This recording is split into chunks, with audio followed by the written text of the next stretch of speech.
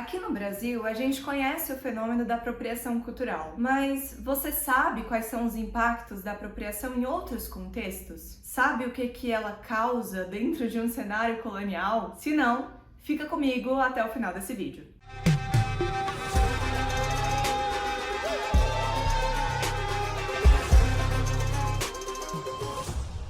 Fala minha gente, tudo bem? Meu nome é Mainara Naf e eu tô muito feliz por te ter aqui no Tabule Político. Antes da gente começar esse vídeo, já curte, comenta, compartilha. Não se esqueça de ajudar o Tabule a chegar a cada vez mais pessoas. Sempre que a gente fala em apropriação cultural, surge uma grande interrogação na nossa mente. E eu entendo os motivos disso. Aqui no Brasil, a apropriação cultural é tratada como um mimimi, uma besteira, enfim. Então, antes da gente começar a falar da aplicação da apropriação cultural em um cenário colonial, a gente vai primeiro desmistificar esse preconceito que a gente tem sobre esse fenômeno.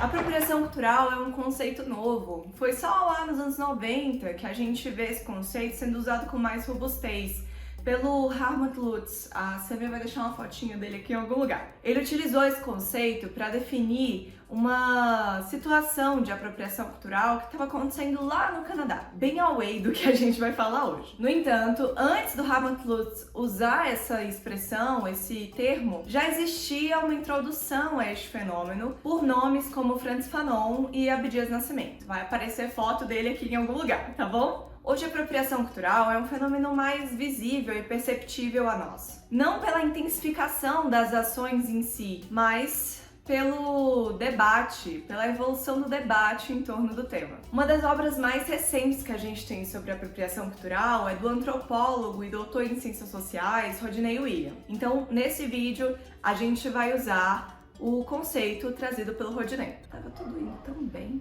tão belo, tão bonito.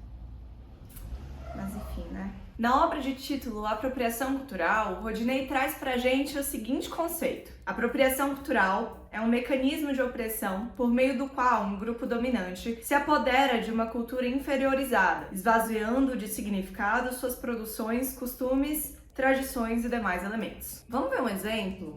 Bora lá! Quando a gente pesquisa lenço árabe na internet, vão aparecer resultados como esses que estão aqui na tela. Aqui o kafie, um tecido muito simbólico para a cultura árabe, principalmente para a cultura palestina, aparece de maneira pejorativa, como uma vestimenta de bárbaros, terroristas, e enfim, etc. Agora, dá uma olhada nessas imagens que vão aparecer na tela para vocês.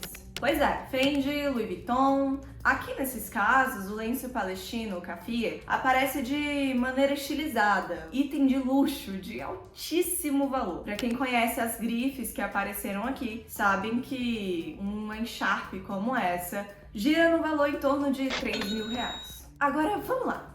Segue esse raciocínio aqui comigo. A galera pisa no símbolo, descaracteriza o símbolo, esvazia ele de significado, reprime o seu uso, reprova as pessoas que usam esse símbolo, para depois tornar esse símbolo um item de luxo, de altíssimo valor, que apenas a elite tem acesso. Cara, me poupe, né? É no mínimo, mas assim, no mínimo revoltante.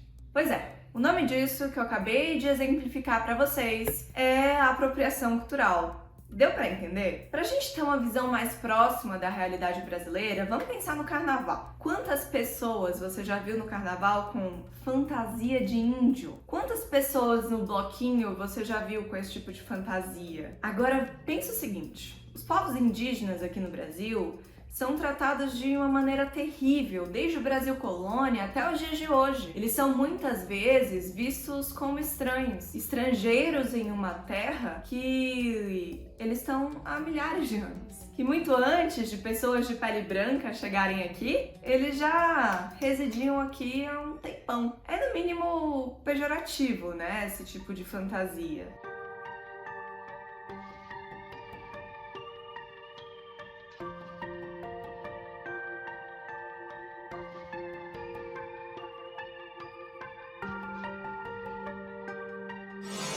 A gente entendeu a apropriação cultural? Então vamos lá, agora a gente vai ver que o buraco é um pouquinho mais embaixo. Depois de nos dar a definição de apropriação cultural, o Rodinei traz pra gente o seguinte, abre aspas. Contudo, o grande problema da apropriação cultural não se resume às alterações e desvirtuamento de significados. Está justamente no fato de concorrer para o genocídio simbólico de um povo. Quando a gente fala em colonialismo, genocídio é uma palavra que vem de brinde, né? É combinho. Porque é impossível falar de colonialismo e não lembrar dos inúmeros povos que foram dizimados, principalmente nas colônias europeias aqui na América. Mas, afinal, o que é genocídio simbólico que o Rodinei traz pra gente? Como que esse genocídio simbólico se relaciona com o genocídio nos termos que a gente conhece hoje? Como define meu querido professor Marcos Queiroz, vai aparecer a fotinha dele aqui em algum lugar, o genocídio não pode se restringir apenas à morte física, mas também à destruição econômica, cultural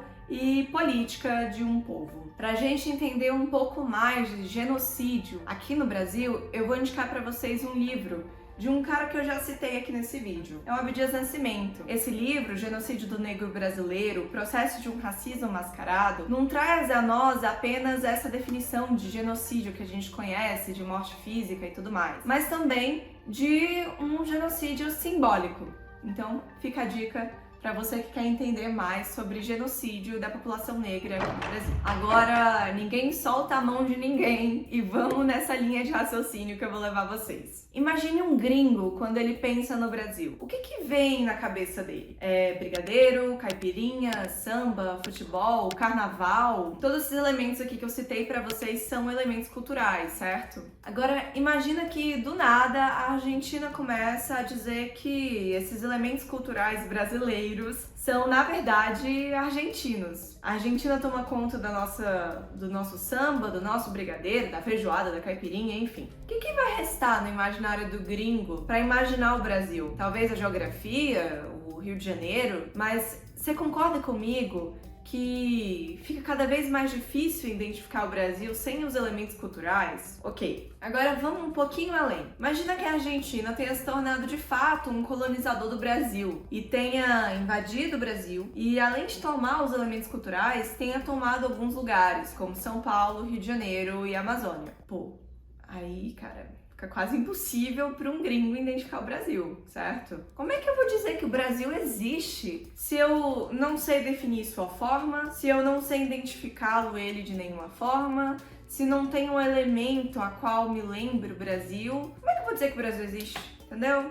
Mas eu consigo dizer que a Argentina existe, afinal, é o país do samba, o país do futebol, do brigadeiro, da caipirinha, do carnaval, entendeu?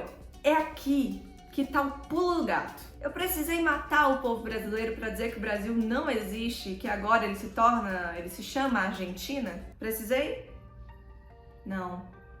Isso é genocídio simbólico. Não se chega às vias de fato de matar a população, mas você faz com que aquela população tecnicamente pare de existir. Isso é um apagamento da identidade, da imagem, da cultura e, consequentemente, um apagamento de um povo por inteiro. Pois é, agora vamos parar de imaginar e vamos falar de vida real? Você sabe quem é que tá nessa situação agora, neste exato momento? A Palestina. Como a nossa intenção aqui no canal não é criar uma espécie de Telecurso 2000, mas sim fazer vídeos em que todos tenham acesso e que o tempo seja bacana para todo mundo assistir, a gente vai aprofundar na situação da Palestina no próximo vídeo. Em suma, em um mundo contemporâneo, a apropriação cultural não é mais apenas um mero acessório dessa arquitetura colonial. Ela, na verdade, acaba se tornando um pilar principal dessa estrutura. A apropriação cultural, no mundo moderno, se torna uma das principais armas de um sistema colonial. Bem, com isso, com essa definição que eu dei para vocês, a gente vai encerrar essa discussão por aqui e vamos continuá-la no próximo vídeo, que sai semana que vem. A gente vai falar sobre como que essa apropriação cultural ocorre de fato. A gente vai usar o exemplo da Palestina para isso e a gente vai falar os principais impactos que tem a apropriação cultural dentro do sistema colonial e como ela ocupa um espaço central para atingir as intenções do colonizador. Gostou do vídeo? Então se inscreve, curta, compartilha, comenta, ajuda o Tabule, gente, por favor, eu faço com tanto carinho isso aqui. Muito obrigada por me fazer companhia até o final do vídeo. A gente se vê no próximo vídeo, semana que vem, terça-feira, às 11h30 da manhã. É isso, beijo, tchau, tchau. Acabou, gatas. Acabou, mulheres.